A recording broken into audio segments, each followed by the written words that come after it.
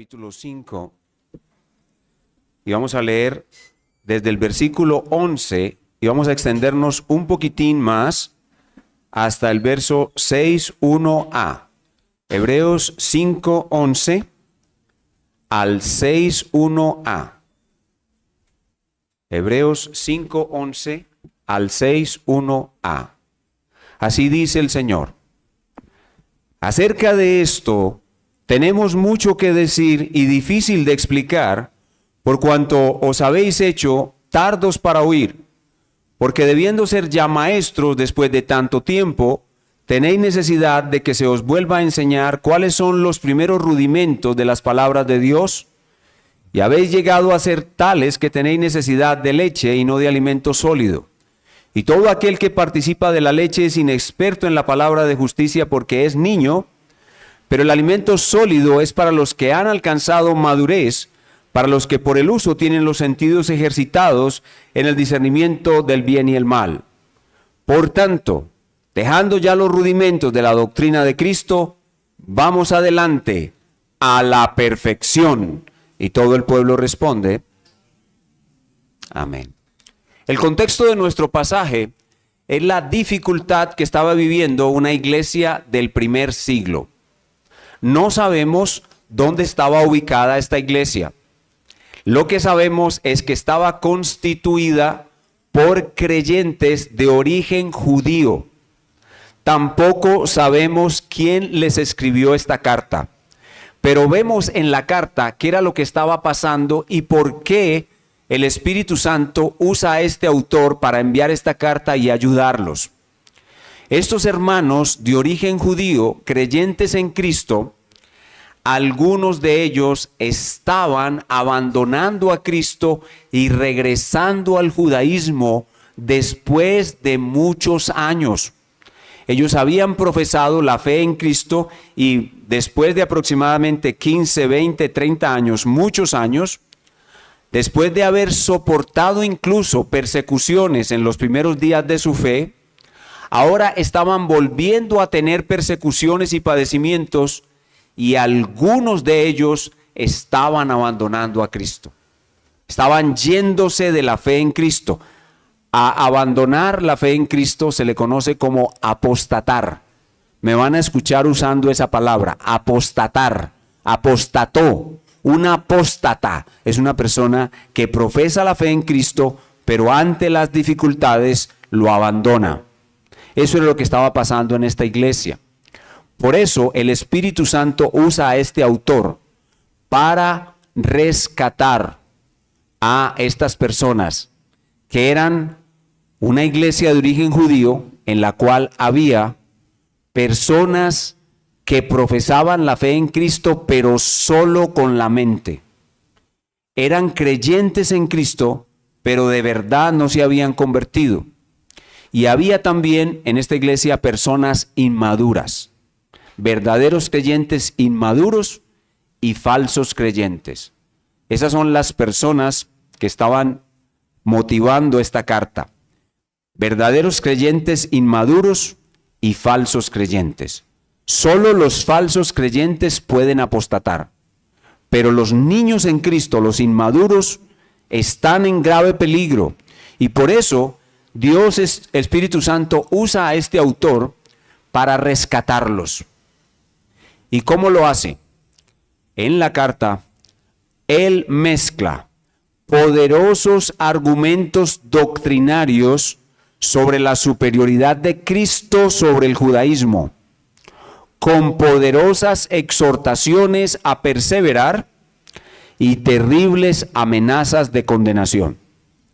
El autor de esta carta coge a esos niños en peligro y a esos inconversos que dicen ser cristianos y les da una dosis de poderosos argumentos sobre la superioridad de Cristo sobre el judaísmo, más poderosas amenazas de condenación. La mezcla de esas dos cosas guarda y protege a estas personas de la apostasía. El tema general de toda la epístola a los hebreos es ese. Hay en esta iglesia personas que dicen ser creyentes, pero no son verdaderos creyentes, son falsos creyentes. Hay en esta iglesia niños inmaduros que por las dificultades están en riesgo de abandonar a Cristo. Entonces el autor les dice, Cristo es superior a todo y a todos, tanto en este mundo como en el mundo venidero. El cristianismo es superior al judaísmo. Ustedes deben permanecer en el cristianismo y no regresar al judaísmo. Esta carta es una confrontación entre el cristianismo contra el judaísmo para evitar que estos niños abandonen a Cristo. Hasta donde vamos en el capítulo 5, el autor ha expuesto 5 argumentos y ha hecho 7 exhortaciones y amenazas. 5 argumentos y 7 exhortaciones y amenazas. Si ustedes empiezan a leer del capítulo 1, versículo 1, se van a dar cuenta. Primer argumento, Cristo es superior a los profetas. Siguen leyendo. Segundo argumento, Cristo es superior a los ángeles. Siguen leyendo. Cristo es superior a Moisés. Siguen leyendo. Cristo es superior a Josué y Cristo es el verdadero reposo del hombre. Siguen leyendo capítulo 4, capítulo 5. Cristo es superior al sumo sacerdote Aarón. Cristo es del orden de Melquisedec, que es un orden superior al sumo sacerdote Aarón. Ahí vamos en los argumentos. 5 argumentos que muestran la superioridad de Cristo sobre estos personajes del judaísmo. Pero 7 exhortaciones. Y esas sí quiero que las leamos. Vayan conmigo al 2.4. 2.4. Perdón, 2.3. 2.3. Primera exhortación. ¿Cómo escaparemos nosotros si descuidamos una salvación tan grande? ¿Cómo escaparemos si descuidamos una salvación tan grande? Primera exhortación, no descuiden una salvación tan grande. Segunda exhortación, 3:6. Vean conmigo 3:6. Pero Cristo como hijo sobre su casa, la cual casa somos nosotros, si retenemos firme hasta el fin la confianza y el gloriarnos en la esperanza. Segunda exhortación, retengamos firmes hasta el fin. Tercera exhortación, 3:12. Mirad, hermanos, que no haya en ninguno de vosotros corazón malo de incredulidad para apartarse del Dios vivo. Cuidado con la incredulidad. Esa es la tercera exhortación. Cuarta, versículo 14. 3:14. Porque somos hechos participantes de Cristo, con tal que retengamos firme hasta el fin nuestra confianza del principio. Esa es la cuarta exhortación. Quinta exhortación, capítulo 4, versículo 1. Temamos, pues, no sea que permaneciendo aún la promesa de entrar en su reposo, alguno de vosotros parezca no haberla alcanzado. Noten las exhortaciones. No descuidemos una salvación tan grande. Permanezcamos hasta el fin. Cuidado con la incredulidad. Miren, temamos, 4.1, 4.11. 4.11. Procuremos pues entrar en aquel reposo para que ninguno caiga en semejante ejemplo de desobediencia. 4.14. Por tanto, teniendo un gran sumo sacerdote que traspasó los cielos, Jesús, el Hijo de Dios, retengamos nuestra profesión. ¿Se dieron cuenta la serie de exhortaciones? No descuides tu salvación, retén tu fe hasta el fin, persevera, teme, retén tu profesión. 7 veces les ha dicho que deben permanecer hasta el fin y les ha dado amenazas. Ahora, en nuestro pasaje, añade una exhortación muy poderosa con una grandísima amenaza. Vamos a leer todo el pasaje. Este pasaje es parte de una unidad de pensamiento mucho más larga. pero la vamos a dividir en dos fragmentos. Pero en este momento la vamos a leer toda, aunque solo voy a predicar la primera parte, para que tengamos un entendimiento de toda la amenaza. Este pasaje es una amenaza, es una amenaza. Vamos a leer del 5:11 al 6:8. Acerca de esto, acerca de que Cristo es superior a Aarón porque es del orden según Melquisedec. Acerca de esto tenemos mucho que decir y difícil de explicar, por cuanto os habéis hecho tardos para oír. Porque debiendo ser ya maestros después de tanto tiempo, tenéis necesidad de que se os vuelva a enseñar cuáles son los primeros rudimentos de las palabras de Dios, y habéis llegado a ser tales que tenéis necesidad de leche y no de alimento sólido. Y todo aquel que participa de la leche es inexperto en la palabra de justicia porque es niño. Pero el alimento sólido es para los que han alcanzado madurez, para los que por el uso tienen los sentidos ejercitados en el discernimiento del bien y el mal.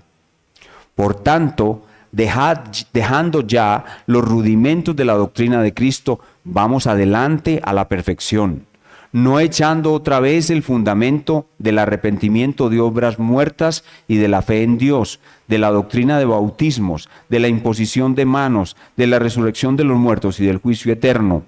Y esto haremos si Dios en verdad lo permite, porque es imposible que los que una vez fueron iluminados y gustaron del don celestial y fueron hechos partícipes del Espíritu Santo y asimismo gustaron de la buena palabra de Dios y los poderes del siglo venidero y recayeron, sean otra vez renovados para arrepentimiento, crucificando de nuevo para sí mismos al Hijo de Dios y exponiéndole a vituperio. Porque la tierra que bebe la lluvia que muchas veces cae sobre ella y produce hierba provechosa y a aquellos por los cuales es labrada, recibe bendición de Dios. Pero la que produce espinos y abrojos es reprobada, está próxima a ser maldecida y su fin es el ser quemada. ¿Qué tenemos en este pasaje?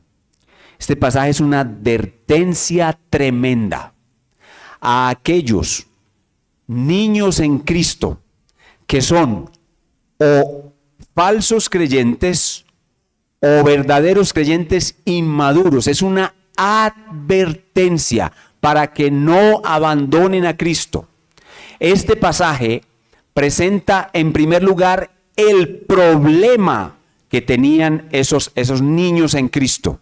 Es la primera parte del pasaje. La primera parte del pasaje es el problema. El problema por el cual ustedes están abandonando a Cristo es que ustedes son niños. O son falsos creyentes o son creyentes inmaduros. Ese es el problema. Y luego viene la advertencia. La advertencia es, si ustedes abandonan a Cristo, es imposible que los que gustaron el don celestial, conocieron las verdades de Dios, vieron los poderes de Dios en milagros, porque estos hermanos vieron milagros. Los que vieron los milagros, los que creyeron al principio, los que gustaron los poderes de Dios, los que vieron los poderes del mundo venidero, si abandonan, es imposible que regresen y lo único que les queda es el infierno. Esa es la advertencia. ¿Y cuál es la solución? La solución es esta: avancen. Avancen hacia la perfección. Ven, el pasaje tiene tres partes. Primero, el problema. ¿Cuál es el problema? Ustedes son niños. ¿Cuál es la solución? Avancen. ¿Y cuál es la advertencia? Si no avanzan y abandonan a Cristo, les espera un infierno del cual no podrán regresar. ¿Pudieron ver las tres partes? Hay tres partes. Primero, el problema, niños. Segundo, la solución, avancen. Tercero, la advertencia, apostasía. Hoy solo vamos a predicar sobre el problema, pero ustedes tienen que tener en mente todo el pasaje. Ahora, este pasaje es un pasaje difícil. Es un pasaje difícil que ha causado mucha discusión a lo largo de la historia de la iglesia. Por un lado, están nuestros amados hermanos arminianos, que entienden este pasaje como si este pasaje enseñara que un verdadero cristiano puede perder la salvación. Nuestros hermanos arminianos entienden este pasaje como si un verdadero cristiano pudiera perder la salvación. Pero nosotros, los reformados o calvinistas, sabemos por el contexto que el autor aquí no le está hablando a un verdadero cristiano, sino a un falso cristiano, a una persona que recibió una iluminación inicial, pero nunca se convirtió de verdad. Esa es la única persona que puede apostatar. El verdadero cristiano no puede apostatar. El verdadero cristiano será salvado. Y por eso en esta iglesia había verdaderos cristianos e inmaduros, que cuando este autor les dice esto, se arrepienten y salen de la posibilidad de abandonar a Cristo. Y ese es el propósito de este pasaje. Este pasaje fue escrito para tratar de evitar que los falsos cristianos apostaten, llevándolos a la conversión, y para evitar que los verdaderos cristianos inmaduros sigan en el camino de la apostasía, rescatarlos del camino de la apostasía. Pero este pasaje no enseña que un verdadero cristiano se puede perder. Habiendo dicho esto, entonces, ¿cuál es el tema de la primera partecita? Vamos a estudiar hoy la primera parte. ¿Cuál es el tema de esa primera parte? El tema es el gran problema de inconversos profesantes dentro de la iglesia y creyentes verdaderos que son inmaduros. ¿Qué pasa cuando en la iglesia hay inconversos profesantes, o sea, falsos creyentes, y creyentes inmaduros? ¿Qué pasa en la iglesia donde hay falsos creyentes y creyentes inmaduros? Que cuando viene la persecución, los falsos creyentes y los creyentes inmaduros rechazan el sufrimiento y tienden a abandonar a Cristo. Ese es el problema. Que el falso creyente y el creyente inmaduro tiende, cuando vienen los problemas, rechaza el sufrimiento y tiende a abandonar a Cristo. Y lo que este autor hace es librarlos de abandonar a Cristo. Ese es lo que enseña este pasaje. ¿Y cuál es el título que le hemos dado a la enseñanza? El título es Infantilismo judeo-cristiano. Infantilismo judeo-cristiano. Infantilismo es que en la iglesia hay personas que dicen ser creyentes, pero no lo son. Permanecen siendo inmaduros siempre. Nunca alcanzan madurez porque son inconversos. Pero hay verdadero cristiano que permanece siendo niño e infantil. Y como estos hombres eran de origen judío, por eso le hemos puesto por título Infantilismo judeo-cristiano. Y en nuestro pasaje vemos tres cosas. Primero, la culpa del infantilismo. La culpa. ¿Quién tiene la culpa? Verso 11b. Segundo, las evidencias del infantilismo. Es decir, cómo se caracterizan, cuáles son la descripción, las características de una persona infantil cristiana, de un niño. El infantilismo, las características, las evidencias del infantilismo. Y número 3, la solución al infantilismo en el 6.1a. Tres cosas. 1, la culpa. 2, las evidencias. 3, la solución. Eso es lo que vamos a ver. Estamos ubicados en la máquina del tiempo en el siglo I después de Cristo. Aquí en este pasaje vemos a Cristo luchando por confirmar a los que son suyos y librarlos de la apostasía. Este pasaje tiene una perfecta aplicación a nosotros al siglo XXI. Veamos en primer lugar la culpa. ¿Quién tiene la culpa de ser un niño en Cristo? ¿De ser un profesante falso o de ser un niño en Cristo? ¿Quién tiene la culpa? Veamos en el 11b. Dice, verso 11. Acerca de esto es, Cristo es sumo sacerdote según el orden de Melquisedec. Acerca de eso, tenemos mucho que decir y difícil de explicar. ¿Por qué? Por cuanto os habéis hecho tardos para oír. Según ese versículo, ¿de quién es la culpa de que una persona que profesa la fe en Cristo sea infantil? ¿De quién es la culpa? De ella misma. La culpa es de ella misma, y ahora más adelante vamos a ver por qué. ¿Por qué llegan a eso?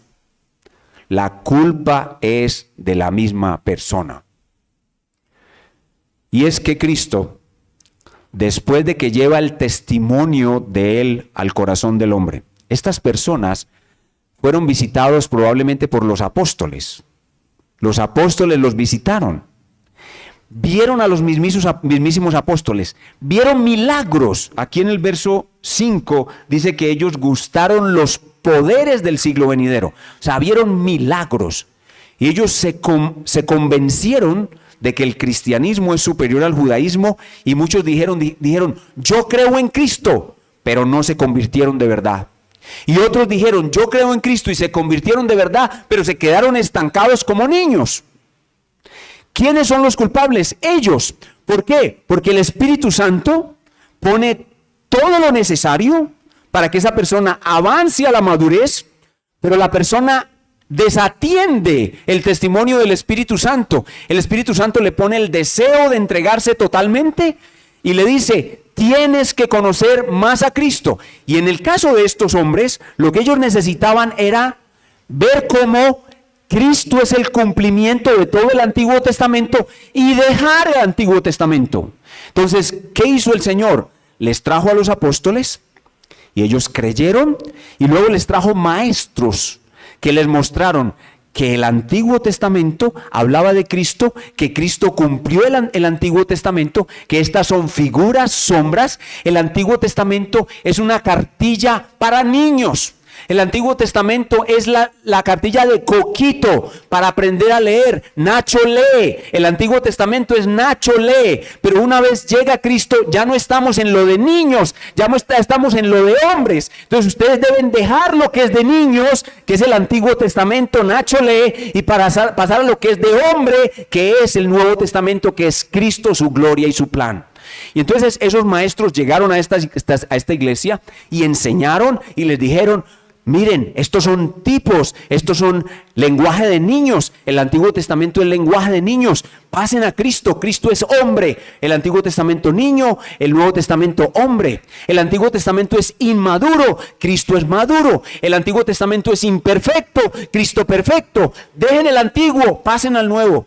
Y los muy benditos, nada. Nada. Seguían fascinados con el Antiguo Testamento. Entonces, ¿qué pasa? Presten atención. ¿Qué pasa si Dios le da a usted una enseñanza y usted la rechaza? Pasa que usted se endurece. Escuche las palabras del Señor. Al que tiene, se le dará y tendrá más. Al que no tiene, aún lo poco que tiene, se le quitará. O sea que si usted recibe una enseñanza que es puro poder de Dios, la enseñanza lo impacta y usted decide rechazarla, eso no se queda en vano. Su oído espiritual se endurece. Y ya cuando viene otra enseñanza, usted no la va a recibir igual, ya no la va a entender bien, ya no lo va a impactar bien.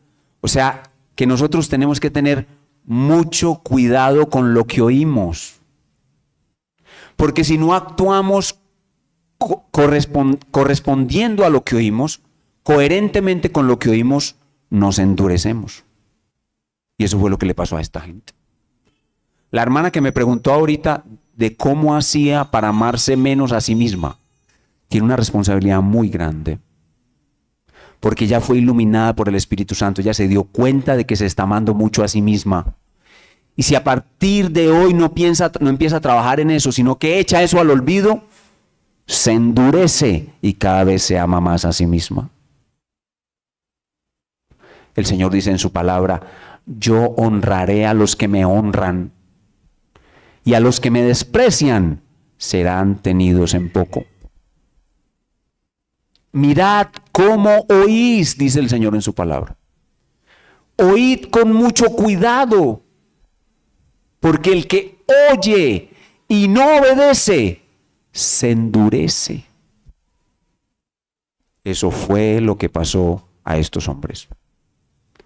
Llegaron por culpa de ellos mismos. Ellos contristaron al Espíritu Santo. Si el Espíritu Santo le da a usted una enseñanza preciosa y usted la menosprecia, el Espíritu Santo se pone triste y cesa sus influencias poderosas de santificación sobre usted.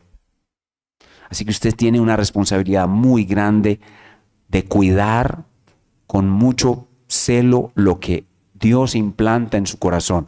Por eso en otro lugar dice, sobre toda cosa guardada, guarda tu corazón. Si Dios coge una perla preciosa y la pone en su corazón, ay de usted si usted la menosprecia. Pero si usted toma la decisión, si la hermana toma la decisión, yo voy a dejar de amarme a mí mismo y voy a imitar a Cristo, y todos los días se preocupa por eso, ora por eso, piensa en eso, en la vida práctica lo vive, va a ir de gloria en gloria. Y en poquito tiempo va a alcanzar la madurez, pero si no, se va a quedar siendo niño permanentemente. Esa es la culpa. La culpa del infantilismo es suya, no del Espíritu Santo, suya. Número 2, las evidencias del infantilismo. Son 5 evidencias. Las voy a decir rápido y luego las voy a explicar una por una brevemente. Tardos para oír, incapaces de enseñar, dieta infantil, inexpertos en justicia y no ejercitados en el bien y el mal. Primero, tardos para oír. Tardos para oír, versículo 11 otra vez. Acerca de esto tenemos mucho que decir y difícil de explicar por cuanto vos habéis hecho tardos para oír. Tardos para oír prácticamente ya lo expliqué. No podían entender la grandeza de Cristo porque no hicieron el cambio de la niñez a la adultez. Se quedaron atascados en el Antiguo Testamento. Preferían a Moisés que a Cristo. Entonces, cuando ya se les habla de Cristo, no admiran tanto a Cristo, admiraban más a Moisés. Increíble, pero eso sucede cuando te vuelves tardo para oír. Ya no puedes entender la enseñanza. Seguían admirando al sumo sacerdote Aarón. Y muy probablemente estos hermanos alcanzaron a ver al sumo sacerdote vestido con esas piedras preciosas que se ponía en el pecho, la mitra en la cabeza, la túnica, ese vestido maravilloso que el sumo sacerdote usaba. Ellos vieron al sumo sacerdote y se quedaron admirando al sumo sacerdote, y cuando les dijeron que el sumo sacerdote Aarón era una sombra pálida de Cristo, que es un sumo sacerdote más grande, pero como a Cristo nunca lo vieron y Cristo es invisible, se quedaron admirando al sumo sacerdote Aarón. Y por mucho que yo les diga que Cristo es superior a Aarón, ellos solo pueden acordarse de la imagen que tenían de Aarón, porque se volvieron tardos para oír. Tardos para oír significa lento. Tardo para oír significa torpe. Tardo para oír significa necio, de pobre entendimiento. Bruto. Se vuelve bruto para las cosas de Dios. Eso significa tardos para oír. Y ese es el peligro que tenemos. Nosotros tenemos un peligro muy grande cuando asistimos a una buena iglesia. Porque cuando nos dan buena palabra, si nosotros la menospreciamos, mire lo que nos pasa. Segundo, incapaces de enseñar. Versículo 12. Porque debiendo ser ya maestros, oigan, después de tanto tiempo, por eso yo les digo, esta iglesia tenía por lo menos de 15 a 30 años de fundada. Porque dice, después de tanto tiempo. O sea, hace 15, 20, 30 años les estamos enseñando que el Antiguo Testamento es una cosa de niños y ustedes no quieren hacer el cambio.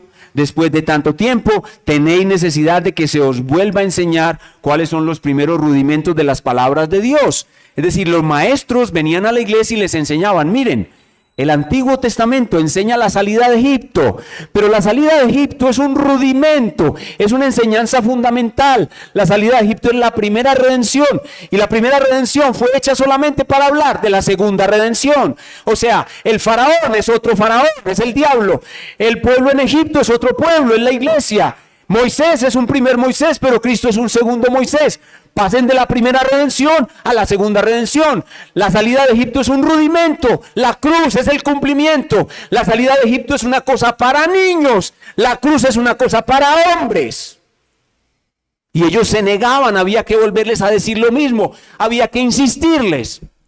Ahora mucho menos si yo les pedía, ahora tú vas a enseñarle a esta persona nueva la fe en Cristo. No podían. ¿Por qué? Porque estaban atascados en Moisés. Nunca pudieron aprender verdaderamente el evangelio, porque se quedaron atascados en Moisés, se quedaron atascados siendo niños, se quedaron atascados en el judaísmo. Tenéis necesidad de que se os vuelva a enseñar cuáles son los primeros rudimentos de la palabra de Dios. Eso es incapacidad para enseñar. Pero viene la tercera característica, dieta infantil. Dieta infantil, es decir, ellos cuando estaban en el judaísmo comían o tomaban leche. El Antiguo Testamento es leche. Hay una forma en que los verdaderos creyentes necesitamos la leche. O sea, la leche son las primeras enseñanzas. Cuando nos convertimos a Cristo, necesitamos quien nos enseñe a orar. Eso es leche. Necesitamos quien nos enseñe a leer la Biblia. Eso es leche. Necesitamos quien nos guíe hacia una buena iglesia local donde congregarnos todos los domingos. Eso es leche. Ponernos bajo un pastor. Eso es leche. Que el pastor nos enseñe que fuimos perdonados de nuestros pecados. Eso es leche. Que el pastor nos enseñe que la salvación es segura, eso es leche. Pero en este caso, la leche tiene que ver con el Antiguo Testamento. El Antiguo Testamento es leche y el Nuevo Testamento es alimento sólido. Así sean los primeros, el ABC. El ABC de la nueva vida comparado con el Antiguo Testamento, el ABC es sólido y el Antiguo Testamento es leche. Porque en el Antiguo Testamento se anuncia la salvación, en el Nuevo Testamento se cumple. Entonces, estos hebreos convertidos, falsos creyentes algunos, verdaderos creyentes otros, estaban fascinados con la leche y querían seguir bebiendo leche y no alimento sólido. No querían profundizar en la grandeza de la obra de la cruz, sino que seguían fascinados en la dieta de niños del Antiguo Testamento. Debían cambiar de leche a alimento sólido. ¿Cuál es el alimento sólido? Cristo es el alimento sólido. Ellos deben comer a Cristo, beber a Cristo. Deben tener cada vez un mayor entendimiento doctrinario de la obra de Cristo, de la cruz. Deben pasar de la leche del Antiguo Testamento a la leche del Nuevo Testamento y luego al alimento sólido, que es un mayor entendimiento de la cruz, de la obra de la cruz. Pero no, ellos estaban atascados en la dieta infantil. Tardos para oír, incapaces de enseñar, dieta infantil. Cuarto, inexpertos en justicia. Dice, habéis llegado a ser tales que tenéis necesidad de leche y no de alimento sólido, y todo aquel que participa de la leche es inexperto en la palabra de justicia porque es niño. ¿Qué significa inexpertos en la palabra de justicia? Significa que la justicia que les enseñaba a ellos el Antiguo Testamento era incompleta. O sea, el Antiguo Testamento les enseñaba a amar a Dios y a obedecer a Dios y a obedecer sus mandamientos. Pero el entendimiento más completo de la justicia de Dios es ¿cuál? El Sermón del Monte. El Sermón del Monte. Los fariseos, estudiando el Antiguo Testamento, tenían una justicia. Muchas de las cosas que enseñaban los fariseos eran correctas. Algunas estaban desviadas, como por ejemplo lo del Día del Señor. Pero muchas cosas que tenía la justicia de los fariseos eran correctas porque eran basadas en el Antiguo Testamento. El Señor Jesús decía, hagan lo que los fariseos dicen, pero no hagan como ellos, porque ellos dicen y no hacen. O sea que los fariseos tenían una justicia. ¿Y qué les dice Jesús a sus discípulos? Oh, si vuestra justicia no fuere mayor a lo de los escribas y fariseos, no entrarán en el reino de Dios. O sea, ¿qué significa ser inexpertos en la palabra de justicia? Tener un conocimiento incompleto de la justicia de Dios. Porque solo Cristo en su Sermón del Monte, completa el entendimiento de la justicia de Dios. ¿Qué decían los fariseos? Que cometer adulterio es acostarse físicamente con una mujer extraña. Jesús decía, no, cometer adulterio es mirarla y codiciarla. Esto es una justicia para niños, esto es una justicia para adultos. Esta es la niñez, esta es la adultez, esto es lo imperfecto, esto es lo perfecto. Estos hermanos eran inexpertos en justicia porque no habían dado el paso de lo imperfecto a lo perfecto, que es Cristo. Y en ese mismo orden de ideas y muy relacionado con ello es no tenían capacidad de discernir correctamente lo bueno y lo malo. Obvio, si usted no está bien instruido en justicia, no va a poder entender claramente qué es lo bueno y qué es lo malo. Dice el verso 14. Pero el alimento sólido, Cristo, el Nuevo Testamento, la doctrina de Cristo, la cruz, el alimento sólido, es para los que han alcanzado madurez. Los que ya dejaron el Antiguo Testamento. Para los que por el uso tienen los sentidos ejercitados en el discernimiento del bien y el mal. Al judío y a estos hermanos les decían, usted debe aborrecer al enemigo. Y Cristo le dice, hay que amar al enemigo. ¿Quién tiene el verdadero discernimiento de lo bueno y lo malo? El que sigue a Cristo. El verdadero discernimiento de lo bueno y lo malo solo aflora en nuestra vida cuando conocemos a Cristo y somos instruidos por Cristo. De resto tenemos un bajo discernimiento del bien y del mal. La vida cristiana en sí es diferenciar qué es bueno y qué es malo, apartarse de lo malo y hacer lo bueno. Eso es la vida en el Señor. Es aborrecer todo mal, apartarnos de todo mal y hacer solo lo que es bueno. Pero estos hermanos eran niños porque no podían entender bien la diferencia entre el bien y el mal. Hoy en día sucede algo muy parecido. Los niños en Cristo, algunos de ellos verdaderos cristianos, no pueden entender, por ejemplo, algo que me sucedió aquí en Barbosa, que cuando lo dije un hermano se fue y nunca volvió, que un cristiano no puede ser progresista. ¿Cómo un cristiano va a apoyar a la política o los políticos progresistas? ¿Cómo un cristiano va a apoyar a un tipo que apoya que un niño de 7 años decida si quiere ser hombre o mujer? O que apoya el aborto, o que apoya el transexualismo, el bisexualismo, que apoya las drogas, que no le quiere dar un trato justo a los delincuentes, sino que, ¿cómo vamos a apoyar a un individuo que quiere perdonar a los delincuentes y que los delincuentes entren a la cárcel y que por el día vayan a la universidad o trabajen y por la noche vayan a dormir a la cárcel? ¿Qué justicia es esa? Un creyente no puede ser progresista. Un día yo lo dije aquí y el hermano salió y se fue armando un escándalo y nunca volvió. Qué bueno que nunca volvió. Porque ese hermano no conoce al Señor. No tiene discernimiento del bien y el mal. No lo tiene. Eso es lo que tenían estos judíos cristianos. Entonces ya vimos primero la culpa del infantilismo. ¿De quién es la culpa? Suya. Las evidencias del infantilismo. Tardo para oír, incapaz de enseñar, dieta infantil, inexperto en justicia, no tiene discernimiento del bien y el mal. Ahora la solución. ¿Cuál es la solución al infantilismo? Muy sencilla. Muy sencilla la solución. Independiente del lugar donde usted esté, avance. Esa es la solución.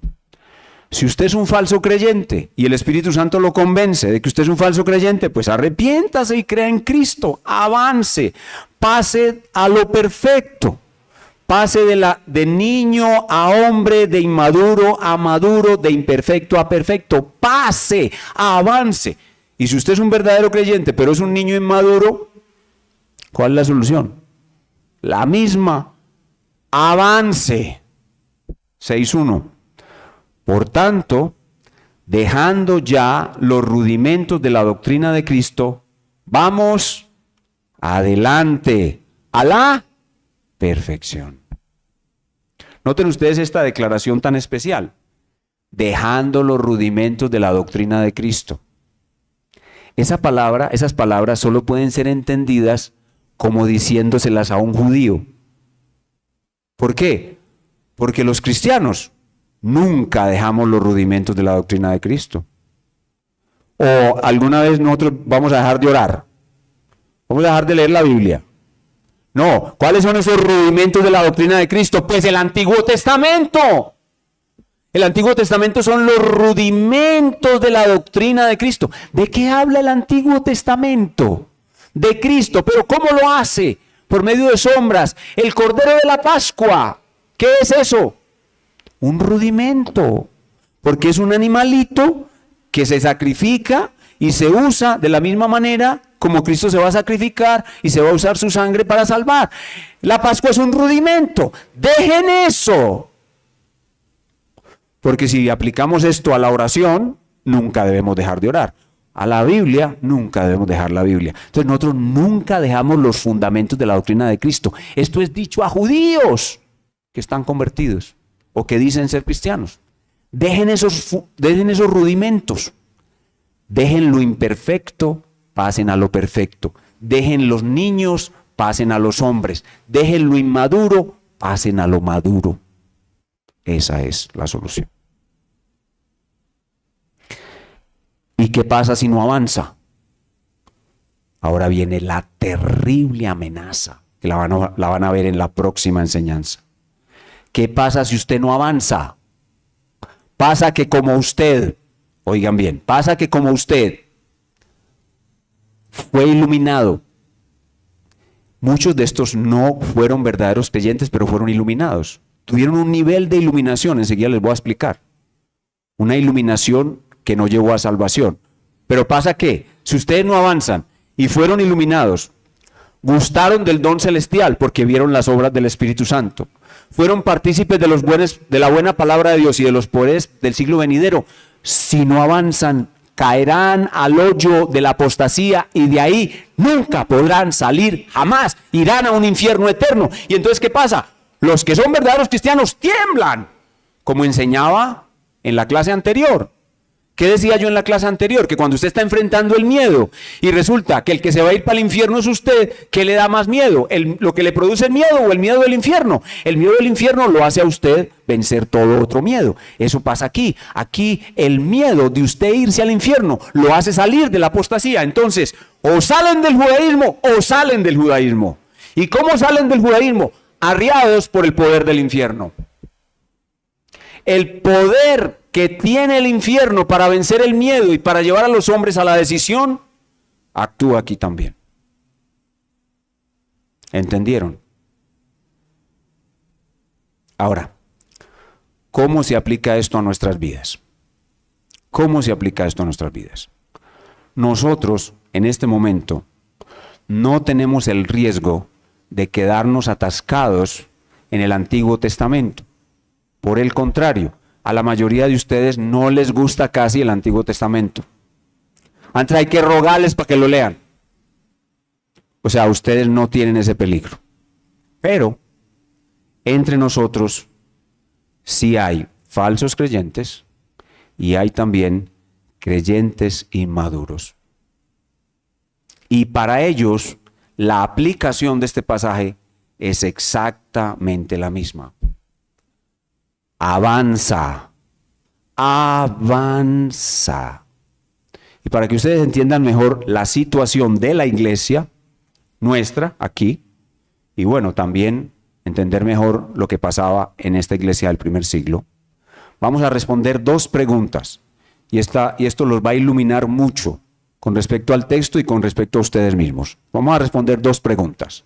Primera, ¿cómo se hace un inconverso, un falso creyente?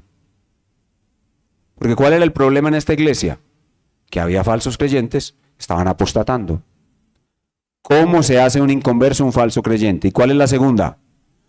¿Cómo un verdadero creyente permanece inmaduro?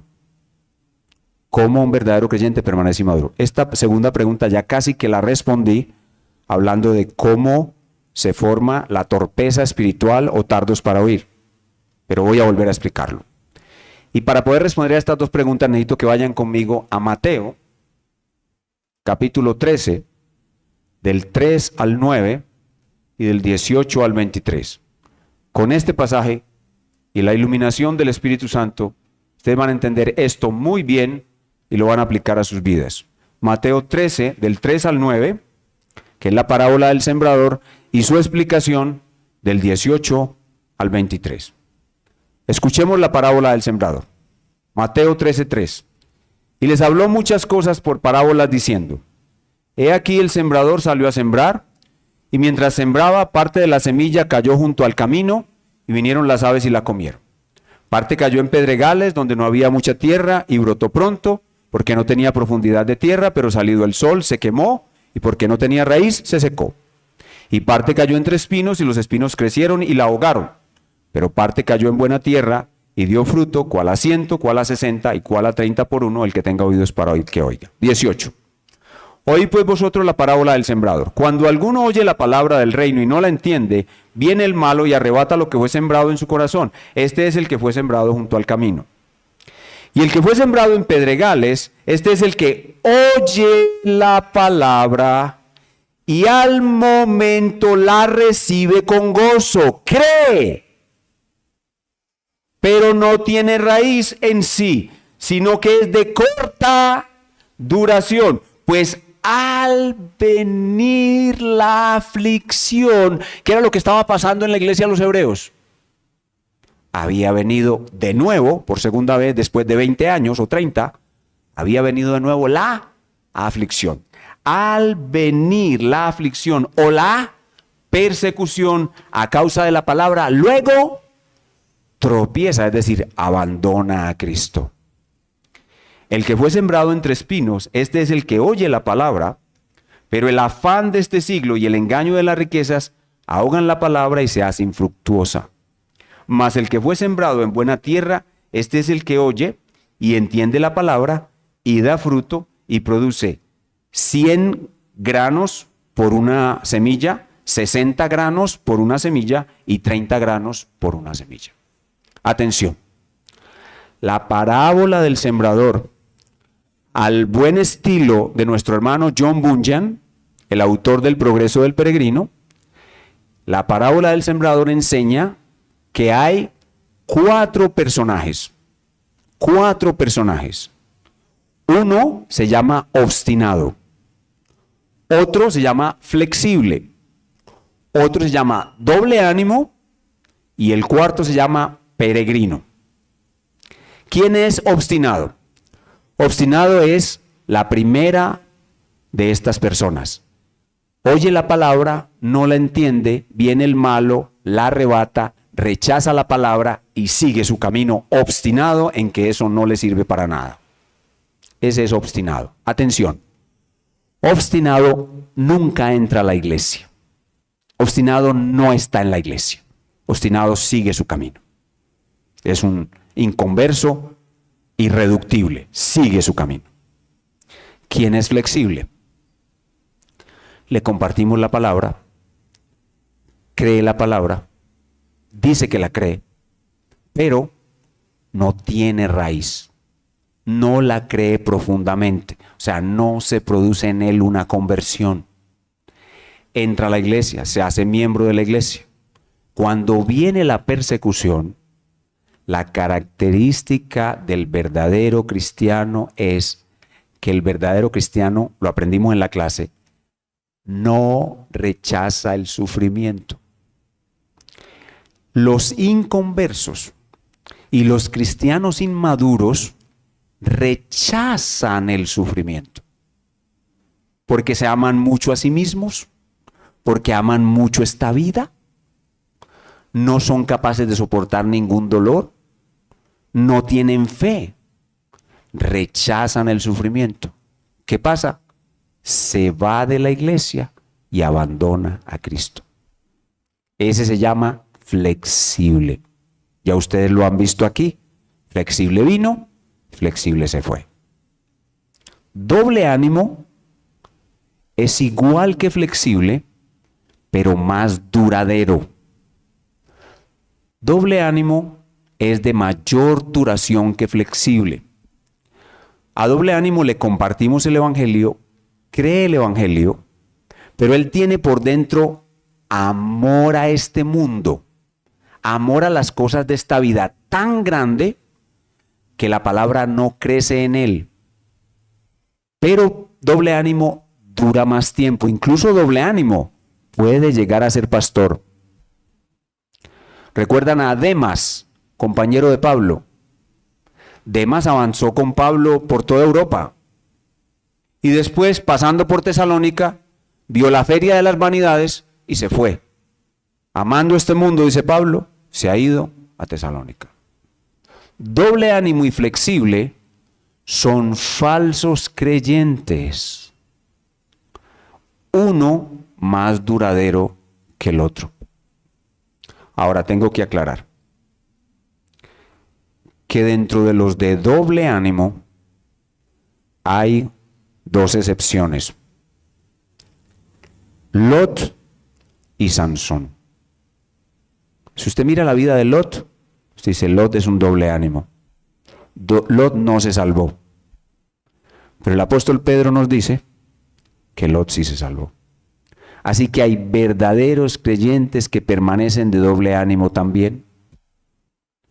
Y Sansón, si usted mira la vida de Sansón, usted dice, Sansón no se salvó. Pero la epístola a los Hebreos, aquí más adelante nos va a decir que Sansón sí era salvo.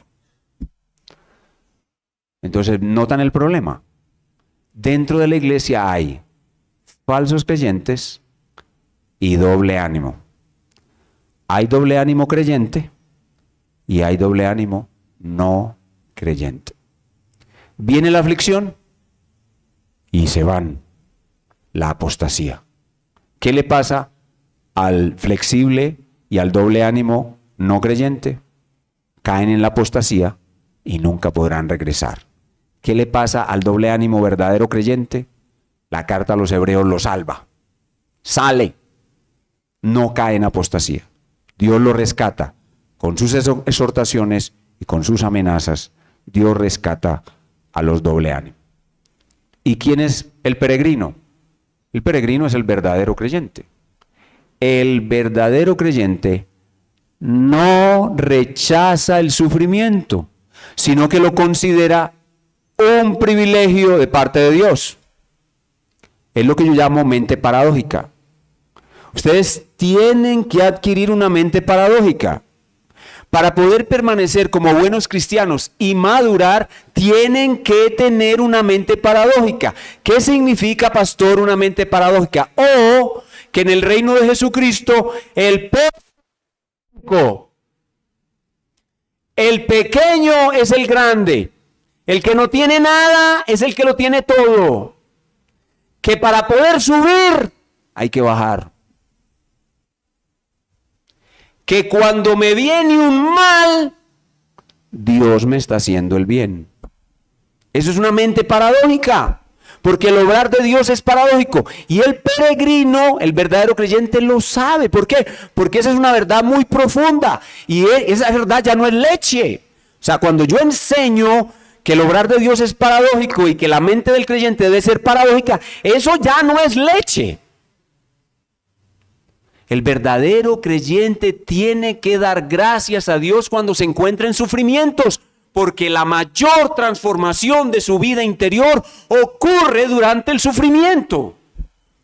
Y él tiene que dar gracias a Dios por el sufrimiento. Eso es ser maduro, eso es comer alimento sólido. Pero el niño, hay una hermana que de un momento a otro la abandona el marido, la echan del trabajo, le diagnostican cáncer y va a mi oficina y me dice, pastor, Dios está contra mí y me trata peor que a un incrédulo. ¿Y yo qué hago? Me rasgo los vestidos. ¿Cómo dice usted eso? No la voy a aceptar como miembro de la iglesia hasta que no se arrepienta de eso que dijo. ¿Cómo dice usted que Dios la trata peor que un incrédulo? Sí, me abandonó mi marido, me echaron del trabajo, me acaban de diagnosticar cáncer. Dios no me ama, me trata peor que un incrédulo. Usted parece israelita. En cambio, un creyente maduro, una creyente madura, la abandona el marido, agacha la cabeza, se arrodilla, llora, sí, porque ¿cómo se va a poner uno alegre por eso? Pero no se queja de Dios ni contra Dios. ¿La echan del trabajo? Sí. Se arrodilla, agacha la cabeza y llora, porque ¿quién se va a alegrar por eso? pero no habla mal de Dios ni se queja contra Dios. Le diagnostica cáncer, agacha la cabeza. Y después de llorar, usa su mente, una mente paradójica, y se da cuenta Dios que la está bendiciendo, que está desarraigando esas inmundicias que hay por dentro, que la está llevando a tener paz, una paz que nunca podía experimentar, ahora la tiene. Luz, una luz en el evangelio que nunca tenía, ahora ve la gloria de Cristo como nunca. Y después de las lágrimas, llega la iglesia destruida, pero como dicen los chocuanos, reída. Llega reída y cobra un sentido especial para ella. Las palabras del apóstol que dice: estamos atribulados en todo, mas no angustiados, en apuros, mas no desesperados, perseguidos, mas no desamparados, derribados, pero no destruidos. Eso es una mente paradójica. Y eso lo tiene solo el peregrino. ¿Por qué? Porque flexible y doble ánimo rechazan el sufrimiento. Y tanto lo rechazan que terminan abandonando a Cristo.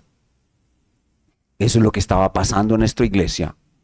Y eso es lo que puede pasar contigo, querido hermano. La mejor forma de entender eso es recordar las palabras que dije hace un rato. Mateo 13:12. Vamos a leerlo. Mateo 13:12. Noten que Mateo 13:12 es el mismo contexto de las parábolas del reino. Porque a cualquiera que tiene, se le dará y tendrá más. Pero al que no tiene, aún lo que tiene, le será quitado. ¿Quién es el que tiene y se le dará? El peregrino. ¿Quién es el que no tiene? Flexible y el doble ánimo. ¿A quién se le dará y tendrá más? Peregrino. ¿A quién se le quitará lo que cree que tiene? A flexible y a doble ánimo. Y por eso cuando flexible y doble ánimo se van, no podemos decir que en Hebreos capítulo 6 se enseña que un verdadero cristiano perdió la salvación. Porque flexible y doble ánimo, ¿fueron alguna vez cristianos? ¡Nunca! ¿Pueden ver cómo este pasaje no enseña que la salvación se puede perder? Pero pueden ver claramente por qué ustedes pueden llegar a ser inmaduros como doble ánimo, tipo Lot, tipo Sansón. Porque ustedes nunca avanzaron. Si no avanzas, te volverás inmaduro permanentemente. Puedes ser verdadero cristiano, pero inmaduro. Para avanzar, necesitas la gran resolución del corazón de avanzar. Hermanos, ¿por qué no eres hasta el día de hoy, después de 10, 20 años, un creyente maduro? Porque no te has interesado en el asunto verdaderamente. Nunca le has pedido a Dios que te haga maduro. No maduro el de Venezuela, ese ojalá se vaya al infierno. Con Maradona, con Hugo Chávez y con Fidel Castro, todos al infierno. No, maduro en la fe. No le has pedido a Dios que te haga maduro. ¿Por qué un creyente no madura? Que no se lo pide a Dios. ¿Qué nos enseñó Cristo que debemos hacer para poder madurar? Como la viuda ante el juez injusto. Todos los días, hazme justicia de mi adversario. ¿Se tardará Dios en responderles? No. Hermanos, no somos maduros porque no le hemos pedido a Dios adecuadamente que nos haga maduros, sino que somos oidores olvidadizos. Vino la palabra, sí, qué palabra tan linda, Pastor Sergio, qué poder, qué prédica, pero duró 20 minutos. Enseguida, dentro de un rato, yo me llamo Y ya con Yo Me Llamo se olvidó todo. Y ya el otro día hay que ver a Yo Me Llamo otra vez por la noche. Y estamos entretenidos en vanidades y no estamos preocupados por lo que verdaderamente es importante, que es nuestra santificación. Y no estamos pidiendo con intensidad una mayor santidad. Por eso somos inmaduros. Y para que no nos pase lo de flexible y doble ánimo, que pueden caer en la apostasía, la palabra de Dios para ustedes es la siguiente, hermanos. Así dice el Señor. Avancen. Si usted hoy se da cuenta de que es un falso creyente o es un inconverso, avance, arrepiéntase y crea. Si usted hoy se da cuenta de que es un creyente inmaduro, avance, comience a suplicar a Dios intensamente por madurez. Y si usted es un creyente maduro, ¿puede dejar de avanzar? Nunca. El creyente maduro nunca puede dejar de avanzar. Lo único que lo para es la muerte.